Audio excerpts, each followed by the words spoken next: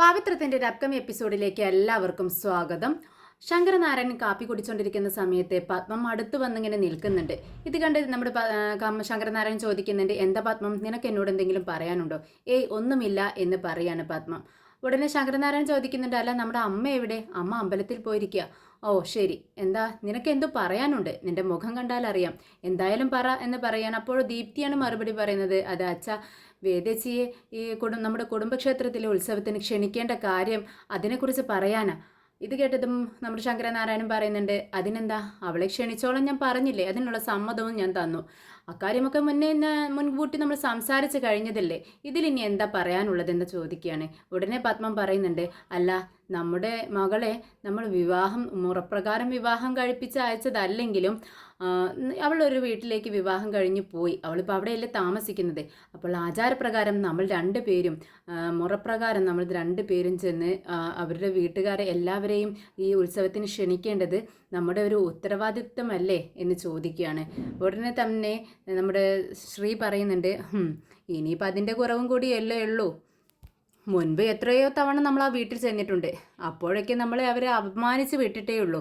ഇനിയും നമ്മുടെ അച്ഛനെ കൂട്ടിപ്പോയി അവരെ അവിടെ അച്ഛനെ കൂടി അവിടുന്ന് ആട്ടിവിറക്കേണ്ട ഒരു ഗതികേട് വരുത്തണോ, നമ്മൾ തന്നെ അങ്ങനെ ഉണ്ടാക്കണമെന്ന് ചോദിക്കുക. ഉടനെ തന്നെ പത്മം പറയുന്നുണ്ട്, ദേ ശ്രീ, നീ മിണ്ടാതിരുന്നോളണം, ഞാൻ അച്ഛനോട് സംസാരിക്കുകയാണ്, അതിനിടെ കയറി നീ സംസാരിക്കാൻ നിൽക്കണ്ട എന്ന് പറഞ്ഞ് നമ്മുടെ ശ്രീയുടെ വായ അടപ്പിക്കുകയാണ് പത്മം.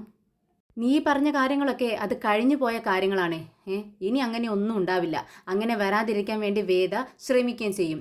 വേദ പറഞ്ഞു. പിന്നീട് ശങ്കരനാരായണനോട് പത്മം പറയുവാണ്, അതെ വേദ പറഞ്ഞിട്ടുണ്ടായിരുന്നു നമ്മളോട് രണ്ടുപേരോടും കൂടെ ആചാരപ്രകാരം എല്ലാ കാര്യങ്ങളും ചെയ്യാൻ വേണ്ടിയാണ് അവൾ പറഞ്ഞത്, അത് ശരിയല്ലേ എന്ന് ചോദിക്കുകയാണ്. അപ്പോൾ ശങ്കരനാരായണൻ ചോദിക്കുന്നുണ്ട്, നിനക്കിപ്പോൾ എന്താ വേണ്ടത്? ഞാൻ അവളുടെ വീട്ടിൽ ചെന്ന് അവരെ ഈ ഉത്സവത്തിന് ക്ഷണിക്കണം, അത്രയല്ലേ വേണ്ടൂ. ഇത് കേട്ടതും പത്മത്തിന് സന്തോഷമാവാണ്, ദീപ്തിക്കും സന്തോഷമാവുന്നുണ്ട്. അതെ അങ്ങനെ തന്നെയാണ് ചെയ്യേണ്ടത്. ശരി, ഞാൻ അവിടെ വരാം, വന്ന് ഒരു 5 മിനിറ്റ് സമയം മാത്രമേ ഞാൻ അവിടെ ഇരിക്കത്തുള്ളൂ, ഞാൻ ഒന്നും മിണ്ടത്തില്ല, ഉടനെ ഇങ്ങ് പോരുകയും വേണം, അത്രയും മതിയോ എന്ന് ചോദിക്കുക. ഇത് കേട്ടതും നമ്മുടെ പത്മം പറയുന്നുണ്ട്, ആകാശം തന്നെ കീഴടക്കിയ സന്തോഷം മതി, അത്രയും മതി, ബാക്കിയെല്ലാം ഞാൻ ചെയ്തോളാം, നിങ്ങൾ എന്നോടൊപ്പം ആ വീട്ടിലേക്ക് ഒന്ന് വന്നാൽ മതി, വേറെ ഒന്നും വേണ്ട എന്ന് പറയാം. ശരി, നാളെ തന്നെ നമുക്ക് പോവാം എന്ന് പറയാണ്. ഇതേസമയം ഭക്ഷണമൊക്കെ കഴിച്ച് കിടക്കാനായിട്ട് റൂമിലേക്ക് വരുന്നുണ്ട്. ഉടനെ തന്നെ നമ്മുടെ വിക്രം ചോദിക്കുന്നുണ്ട്, അതേ വേദേ, അല്ല നീ ഒരേ സമയം എത്ര വർക്കൊക്കെ ചെയ്തുകൊണ്ടിരിക്കുന്നു? ഷോപ്പിലെ കാര്യം നോക്കുന്നു, വീട്ടിലെ കാര്യം നോക്കുന്നു, കൂടാതെ ഞാൻ ചെയ്യുന്ന ഞാൻ എഴുതി വെക്കുന്ന എൻ്റെ കണക്കുകളെല്ലാം നീ തന്നെയാണ് ക്ലിയർ ചെയ്യുന്നത്. ഒരേ സമയം എത്ര വർക്കാണ് നീ ചെയ്യുന്നത്? നിന്നെക്കൊണ്ട് ഇത് എങ്ങനെ സാധിക്കുന്നത് എന്ന് ചോദിക്കുകയാണ്. ഇത് കേട്ട് വേദ പറയുന്നുണ്ട്, ദേ എല്ലാവർക്കും ഒരേ ടൈം മാത്രമേ ഉള്ളൂ, പക്ഷേ ആ ടൈം നമ്മൾ എങ്ങനെ ഉചിതമായി ഉപയോഗിക്കുന്നു എന്നതിലാണ് മിടുക്ക്. ഞാൻ ഡെയിലി ചെയ്യേണ്ട കാര്യങ്ങൾ ഡെയിലി ചെയ്ത് തീർക്കും, പിറ്റന്നത്തേക്ക് മാറ്റി വെക്കത്തില്ല, അതാണ് എൻ്റെ ഒരു ക്വാളിറ്റി, അതുകൊണ്ടാണ് എനിക്കിതൊക്കെ ചെയ്യാൻ പറ്റുന്നത് എന്ന് പറയാണ്. ഉടനെ വിക്രം പറയുന്നുണ്ട്, അത് ശരിയാ നീ പറഞ്ഞത്, നിന്നെപ്പോലെ നീ മാത്രമേ ഉണ്ടാവത്തുള്ളൂ എന്നൊക്കെ പറയുമ്പോൾ വേദ പറയുന്നുണ്ട്, ദേ നീ എന്നെ വല്ലാതെ അങ്ങ് പൊക്കി വെക്കണ്ട കേട്ടോ.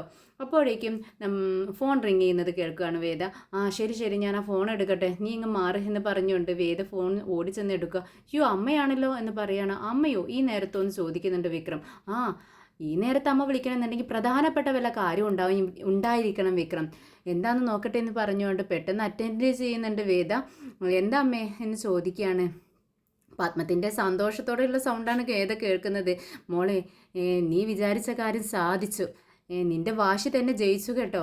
നാളെ തന്നെ അച്ഛൻ നിന്റെ വീട്ടിലേക്ക് വരാമെന്ന് പറഞ്ഞ് സമ്മതിച്ചിട്ടുണ്ട് എന്ന് കേട്ടതും നമ്മുടെ വേദ സന്തോഷം കൊണ്ട് തുള്ളിച്ചാടുകയാണ്. ഉറക്കെ യെസ് യെസ് എന്ന് പറഞ്ഞുകൊണ്ട് കൈ ഇങ്ങനെ ചുരുട്ടി പിടിച്ചുകൊണ്ട് സന്തോഷം ഇങ്ങനെ പ്രകടിപ്പിക്കുക. ഇത് കേട്ടിട്ട് വിക്രം പറയുന്നുണ്ട്, ദേ വേദി പതുക്കെ, എല്ലാവരും ഉറങ്ങുന്ന സമയമായി, ദേ അച്ഛൻ കേൾക്കും കേട്ടോ, ഒന്ന് പതുക്കെ പറ എന്ന് പറയുന്നുണ്ട്. പെട്ടെന്ന് നമ്മുടെ പത്മ ചോദിക്കുന്നുണ്ട്, എന്താ വിക്രം അവിടെ പറയുന്നത്, എന്താ മോളെ എന്ന് ചോദിക്കുക. അല്ല അമ്മേ, ഞാൻ സന്തോഷം കൊണ്ടേ എന്തൊക്കെയോ വിളിച്ചു പറഞ്ഞു, അതുകൊണ്ട് പതുക്കെ പറയാണ് നമ്മുടെ വിക്രം. നീ ഇപ്പോഴും കുട്ടികളെ പോലെ തന്നെയല്ലേ മോളെ? എന്തായാലും നീ ഇപ്പോഴും അതുപോലെ കുട്ടികളെ പോലെ ഇരിക്കുന്നത് അമ്മയ്ക്ക് ഒരുപാട് സന്തോഷം കേട്ടോ. എല്ലാവരും നിന്നെ അവിടെ സ്നേഹിക്കുന്നുണ്ടല്ലോ, അത് കേൾക്കുന്ന സമയത്ത് തന്നെ അമ്മയ്ക്ക് ഒരുപാട് സന്തോഷമാവുന്നുണ്ട് എന്ന് പറയുകയാണ്. ഉടനെ വിക്രം ഇങ്ങനെ ഫോൺ സ്പീക്കറിലിട്ടുകൊണ്ട് സംസാരിക്കുന്നുണ്ട്. അമ്മേ ഞാൻ സംസാരിക്കുന്നുണ്ട്, കേൾക്കാവോ എന്ന് ചോദിക്കുന്നുണ്ട്. മോൻ പറഞ്ഞു എന്ന് പറയാണ് പത്മം. അല്ല, അച്ഛൻ ഇങ്ങോട്ട് വരാമെന്ന് സമ്മതിച്ചു എന്ന് പറയുമ്പോൾ വലിയ സന്തോഷം. അദ്ദേഹം ഒരിക്കലും ഇങ്ങോട്ടേക്ക് വരില്ല എന്നാണ് ഞാൻ വിചാരിച്ചത്. എന്തായാലും നമ്മുടെ വേദയുടെ വാശി തന്നെ ജയിച്ചല്ലോ. വേദ എന്നോട് പറഞ്ഞിട്ടുണ്ടായിരുന്നു അച്ഛൻ വരും എന്ന് എനിക്ക് ഉറപ്പുണ്ട് എന്ന്. പക്ഷേ അത് ഇങ്ങനെയാവും, അച്ഛൻ വരുമെന്ന് ഞാനൊട്ടും പ്രതീക്ഷിച്ചില്ല എന്ന് പറയുകയാണ് നമ്മുടെ വിക്രം. അപ്പോൾ നമ്മുടെ പത്മം പറയുന്നുണ്ട്, അതെ, അവൾക്ക് എന്നും ഒരു പിടിവാശിയുണ്ട് എന്ന് നമ്മുടെ ശങ്കരേട്ടൻ പറയുമായിരുന്നു. അത് ശരി തന്നെയാണ്, ആ പിടിവാശി എന്നും ജയിക്കത്തേ ഉള്ളൂ, അവൾ തന്നെയാണ് ഇതേവരെ ജയിച്ചിട്ടുള്ളൂ എന്നൊക്കെ പറയുന്നുണ്ട്. അപ്പോൾ നമ്മുടെ പത്മം പിന്നീട് വേദിയോട് പറയുന്നുണ്ട്, ദേ നിൻ്റെ വീട്ടിലേക്ക് അച്ഛൻ ആദ്യമായി വരുവാണ്, അതുകൊണ്ട് നീ നമ്മുടെ അച്ഛൻ്റെ അഭിമാനവും ഒക്കെ കാത്തു സൂക്ഷിക്കണം കേട്ടോ. നീ അച്ഛനെ എങ്ങനെയാണോ വരവേൽക്കേണ്ടത് ആ ഒരു മര്യാദ നീ അച്ഛന് കൊടുക്കണം കേട്ടോ എന്ന് പറയാണ്.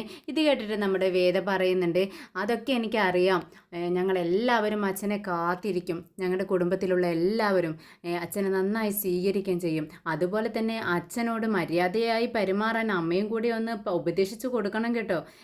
പിന്നെ വരേണ്ട പോലെ തന്നെ വരണം, അമ്മയ്ക്ക് അറിയാലോ, പലഹാരവും എല്ലാം കൊണ്ടുവരണം കേട്ടോ എന്ന് പറഞ്ഞ് വേദ ഒന്നുകൂടി പത്മത്തിനെ ഓർമ്മിപ്പിക്കുന്നുണ്ട്. അപ്പോൾ പത്മ പറയുന്നുണ്ട്, അതിനെന്താടാ, അതെല്ലാം റെഡിയാണ്, ഞാൻ മുറപ്രകാരം നല്ല ആചാരപ്രകാരം തന്നെ വരത്തുള്ളൂ കേട്ടോ, കൈ വീശിയൊന്നും ഞാൻ അങ്ങോട്ടേക്ക് വരത്തില്ല എന്ന് പറഞ്ഞ് ഉറപ്പ് കൊടുക്കുന്നുണ്ട്. അങ്ങനെ പിറ്റേന്ന് രാവിലെ തന്നെ വേദ പതിവില്ലാതെ എല്ലാ ജോലികളും പെട്ടെന്ന് ഇങ്ങനെ ചെയ്ത് തീർക്കുകയാണ്. വേദയുടെ ഉത്സാഹം കണ്ട് നമ്മുടെ കമലാമ്മ ചോദിക്കുന്നുണ്ട് ശ്രീജയോട്, ശ്രീജ ഇതെന്താ പതിവില്ലാതെ ഇവൾ ഇത്ര തിടുക്കപ്പെട്ട് ജോലികളൊക്കെ ചെയ്ത് തീർക്കുന്നുണ്ടല്ലോ, എന്താ ഷോപ്പിലേക്ക് പെട്ടെന്നെങ്ങാനും പോകേണ്ട ആവശ്യമുണ്ടോ ചോദിക്കുകയാണ്. ഇത് കേട്ടിട്ട് ശ്രീജ പറയുന്നുണ്ട്, അതല്ല അമ്മേ, അവളുടെ അച്ഛനും അമ്മയും വരുന്നുണ്ട്, അപ്പോൾ അതുകൊണ്ടാണ് അവളെല്ലാം ചെയ്ത് പെട്ടെന്ന് വീടൊക്കെ ക്ലീനാക്കി വെക്കാൻ വേണ്ടിയാണ് ഇങ്ങനെ ചെയ്യുന്നതെന്ന് പറയുകയാണ്. ഇത് കേട്ടതും പത്മം പറയുന്നുണ്ട്, ഓ അതാണോ എന്ന് പറഞ്ഞുകൊണ്ട് കിച്ചണിൽ കയറിയിട്ട് ശ്രീജയോട് വിളിച്ച് പറയുന്നുണ്ട്, ശ്രീജയെ കുറച്ച് പഞ്ചസാരയും കാപ്പിപ്പൊടിയൊക്കെ മേടിച്ചുകൊണ്ട് വരാൻ പറയും വിശ്വത്തോട് എന്ന് പറയാണ്. ഇത് കേട്ടിട്ട് വേദ വിളിച്ച് പറയുന്നുണ്ട്, അമ്മേ എല്ലാം ഞാൻ റെഡിയാക്കി വെച്ചിട്ടുണ്ട്, അച്ഛനക്ക് ഫിൽറ്റർ കോഫിയാണ് ഇഷ്ടം, അതും വാങ്ങി വെച്ചിട്ടുണ്ട്, പഞ്ചസാര വാങ്ങി വെച്ചിട്ടുണ്ട്, ദേ നമ്മുടെ ചായ അരിക്കുന്ന അരിപ്പ കേട് വന്നിട്ടില്ലേ, അതെല്ലാം ഞാൻ വാങ്ങി വെച്ചിട്ടുണ്ട് അമ്മേ എന്ന് പറയാണ്. അപ്പോഴേക്കും പത്മം പറയുന്നുണ്ട്, ഓ ഇവളതെല്ലാം നേരത്തെ ചെയ്തു വെച്ചോ, അപ്പോൾ ഇനിയൊന്നും ചെയ്യാനില്ല എന്നും പറഞ്ഞുകൊണ്ട് കിച്ചണിലെ പണികളെല്ലാം ചെയ്യുകയാണ് നമ്മുടെ പത്മം. അപ്പോഴാണ് മാഷ് പുറത്തേക്ക് പോവാനായി കമലത്തിനെ വിളിക്കുന്നത്. കമലം, ഞാനൊന്ന് പുറത്തേക്ക് പോയിട്ട് വരാം, പിന്നെ എനിക്ക് അർജൻറ്റായി ചെയ്തു തീർക്കാനുള്ള ജോലികളുണ്ടെന്ന് പറയുകയാണ്. ഇത് കേട്ടിട്ട് നമ്മുടെ വേദ പറയുന്നുണ്ട്, അച്ഛാ ഈ സമയത്ത് തന്നെ പുറത്തേക്ക് പോകണം, കുറച്ച് കഴിഞ്ഞിട്ട് പോയാൽ മതിയെന്ന് ചോദിക്കുകയാണ്. എന്താ മോളെ എന്ന് അന്വേഷിക്കുന്നുണ്ട് മാഷ്. അത് അച്ഛനും അമ്മയും വരാമെന്ന് പറഞ്ഞിട്ടുണ്ട്, അച്ഛൻ വരുന്ന സമയത്ത് അച്ഛന് ഇവിടെ ഉണ്ടാവുന്നതല്ലേ, അതിൻ്റെതായ ഒരു മര്യാദ, അല്ലെങ്കിൽ അച്ഛനക്കത് അപമാനമായി തോന്നത്തില്ലേ, ആദ്യമായിട്ട് അച്ഛൻ വീട്ടിലേക്ക് വരികയല്ലേ എന്ന് ചോദിക്കുകയാണ്. ഉടനെ തന്നെ നമ്മുടെ കമലാമ്മ പറയുന്നുണ്ട്, ഓ അവരൊക്കെ ഇവിടെ മുൻപും വന്നിട്ടുണ്ട്, ആദ്യമായിട്ട് വരുമൊന്നുമല്ല, എന്നിട്ട് ഇവിടെയുള്ളവരെ എല്ലാവരും അപമാനിച്ച് വിട്ടതൊന്നും ഞങ്ങളങ്ങനെ മറക്കത്തൊന്നുമില്ല, എന്നിട്ടിപ്പോൾ അവരെ സ്വീകരിക്കാൻ ഇവിടുത്തെ ആൾ നിൽക്കണം പോലും എന്ന് പറയുകയാണ്. അമ്മേ അതെല്ലാം പഴയ കഥകളല്ലേ, ഇനി എന്തിനാ അതൊക്കെ പറയുന്നത്, ഇപ്പോൾ അങ്ങനെയൊന്നും അല്ലല്ലോ, അച്ഛൻ കുറച്ച് മനസ്സൊക്കെ മാറി വരുന്ന സമയമല്ലേ എന്ന് ചോദിക്കുകയാണ്. ഉടനെ മാഷ് പറയുന്നുണ്ട്, അതിനെന്താ മോളെ, ഞാനിവിടെ നിൽക്കാം, കുറച്ച് കഴിഞ്ഞ് എത്ര മണിക്കാണ് വരിക എന്ന് ചോദിക്കുമ്പോൾ വേദ പറയുന്നുണ്ട്, 10 മണിക്ക് വരാമെന്നാണ് പറഞ്ഞിട്ടുള്ളത്, ശരി അത് കഴിഞ്ഞിട്ട് ഞാൻ പോയിക്കോളാം എന്ന് പറഞ്ഞുകൊണ്ട് മാഷ് അവിടെ ഇരിക്കുകയാണ്. മാഷ് കമലത്തെ വിളിക്കുന്നുണ്ട്. കമലം അടുത്തേക്ക് വരുവാണ്.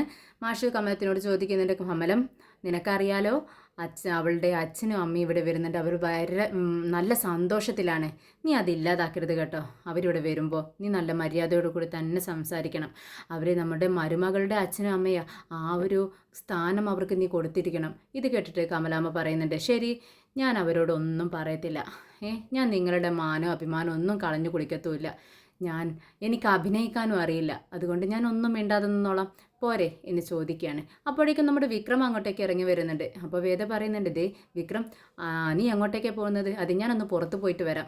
അതൊന്നും പറ്റത്തില്ല, അച്ഛനും അമ്മ ഇപ്പോൾ ഇങ്ങോട്ടേക്ക് എത്തും, പിന്നെ കുറച്ച് സ്വീറ്റ്സ് വാങ്ങണം, നീ അത് വാങ്ങിച്ചിട്ട് വാ, പിന്നെ ഷുഗർ ഫ്രീ സ്വീറ്റ്സ് വാങ്ങിച്ചാൽ മതി കേട്ടോ, പിന്നെ നീ എന്ത് ഡ്രസ്സായിട്ട് ധരിച്ചിരിക്കുന്നത്, ഇതൊന്നും അച്ഛനക്ക് ഇഷ്ടമല്ല എന്ന് പറയാണ്.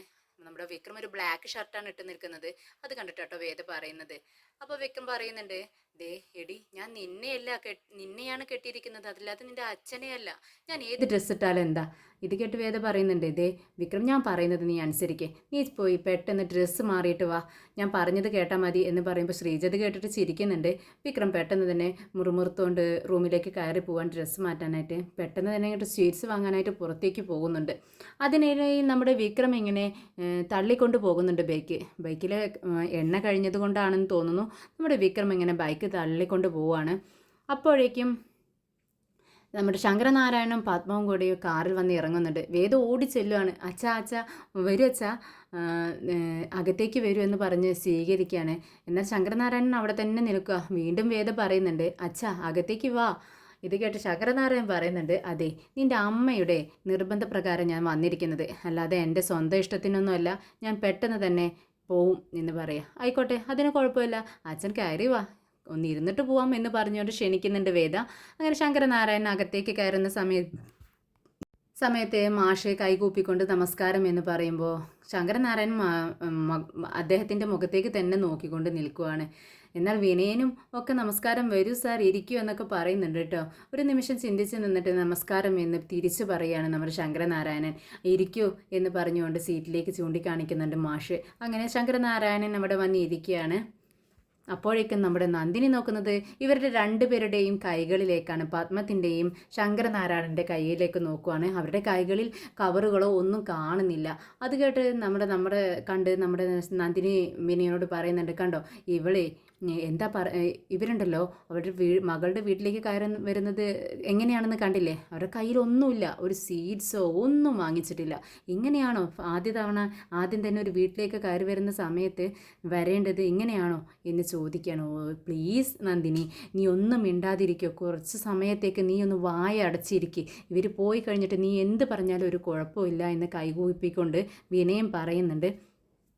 അപ്പോഴേക്കും പുറത്തു നിന്നും ഇവരുടെ ഡ്രൈവർ കുറേ കിറ്റുകൾ ഇങ്ങനെ കൈ പിടിച്ചുകൊണ്ട് വരും കേട്ടോ, വലിയൊരു ബോക്സും, എന്നിട്ട് ടേബിൾ വെക്കുന്നുണ്ട്. ഇത് കണ്ടിട്ട് നമ്മുടെ വിനയൻ്റെ നന്ദിൻ്റെയും കണ്ണങ്ങ് പുറത്തേക്ക് തള്ളുക.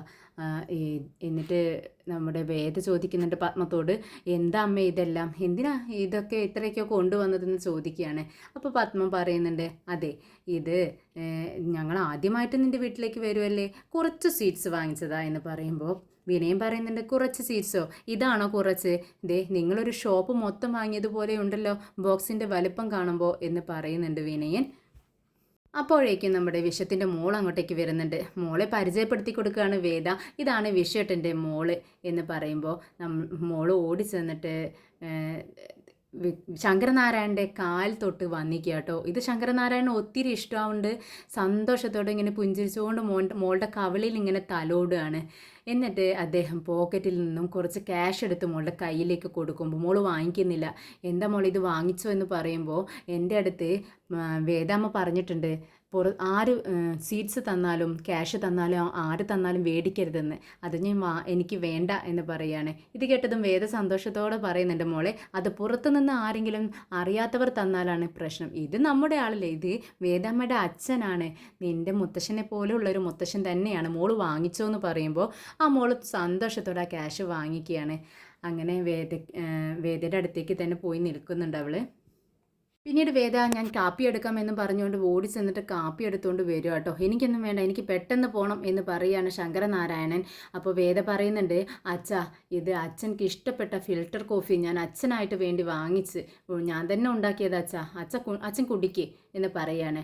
അപ്പോഴേക്കും ശങ്കരനാരായണൻ ചോദിക്കുന്നുണ്ട്, അതെ എവിടെ വിക്രം, എനിക്ക് പെട്ടെന്ന് വന്ന കാര്യം ചെയ്തു തീർത്തിട്ട് വേഗം പോകാനുള്ളതാണ്, എനിക്ക് ഒരുപാട് ജോലിയുണ്ട് എന്ന് ഗൗരവത്തോടെ പറയുകയാണ്. അച്ഛനെ കാപ്പി കുടിക്കുക, അപ്പോഴേക്കും അദ്ദേഹം വരും, അദ്ദേഹം സീറ്റ്സ് വാങ്ങാനായിട്ട് പുറത്തേക്ക് പോയിരിക്കുക എന്ന് പറയുകയാണ്. അപ്പോൾ ശങ്കരനാരായണൻ ഇങ്ങനെ ദേഷ്യം വരുന്നുണ്ട്. പത്മത്തിൻ്റെ മുഖത്ത് നോക്കിക്കൊണ്ട് എന്താടി ഇത് എന്ന് ചോദിക്കുന്നുണ്ട്. നിങ്ങളൊന്നും മിണ്ടാതിരിക്കുക എന്നിങ്ങനെ ആംഗ്യഭാഷയിൽ കാണിക്കുകയാണ് നമ്മുടെ പത്മം. അപ്പോൾ തന്നെ പെട്ടെന്ന് നമ്മുടെ ശങ്കരനാരായണൻ ഒരു ഗ്ലാസ് കോഫി എടുത്തിട്ട് കുടിച്ചുകൊണ്ടിരിക്കുകയാണ്. പക്ഷേ കോഫി കുടി കഴിഞ്ഞിട്ടും നമ്മുടെ വിക്രമിനെ അങ്ങോട്ട് കാണുന്നില്ല. പെട്ടെന്ന് തന്നെ വേഗത വിളിച്ചു നോക്കുന്നുണ്ട്, പക്ഷേ അവൻ ഫോൺ എടുക്കുന്നുമില്ല. ഇത് കണ്ട് നമ്മുടെ ശ്രീജ ചോദിക്കുന്നുണ്ട്, എന്താ വേദേ ഈ വിക്രം ഇങ്ങനെയൊക്കെ ചെയ്യുന്നത്, അവൻ പെട്ടെന്ന് വരാമെന്ന് പറഞ്ഞിട്ട് പോയതല്ലേ, എന്നിട്ടും കാണുന്നില്ലല്ലോ എന്ന് ചോദിക്കുക. അപ്പോൾ വേദ പറയുന്നുണ്ട്, ഇത് എൻ്റെ തെറ്റാ ചേച്ചി, ഞാൻ ഇന്നലെ തന്നെ സ്വീറ്റ്സൊക്കെ വാങ്ങിച്ചു വെക്കേണ്ടതായിരുന്നു. വിക്രമിനോട് പുറത്തു പോകാൻ പറഞ്ഞത് ഞാനല്ലേ, എന്ത് പറ്റിയെന്ന് അറിയത്തില്ല, വിളിച്ചിട്ട് കിട്ടുന്നുമില്ല എന്ന് പറയാണ്. എന്നാൽ ഇതേ സമയം പത്മം ആകെ ടെൻഷൻ അടിച്ചുകൊണ്ടിരിക്കുകയാണ്. വിക്രത്തെ കാണുന്നില്ല. അതുകൊണ്ട് തന്നെ ശങ്കരനാരായണൻ ചൂടായി വളരെ ദേഷ്യത്തോടെ ഇവിടുന്ന് ഇറങ്ങിപ്പോവോ എന്നുള്ള ഒരു സംശയത്തിൽ ഇങ്ങനെ ആകെ ടെൻഷനായിട്ട് നിൽക്കുന്നുണ്ട് നമ്മുടെ പത്മം.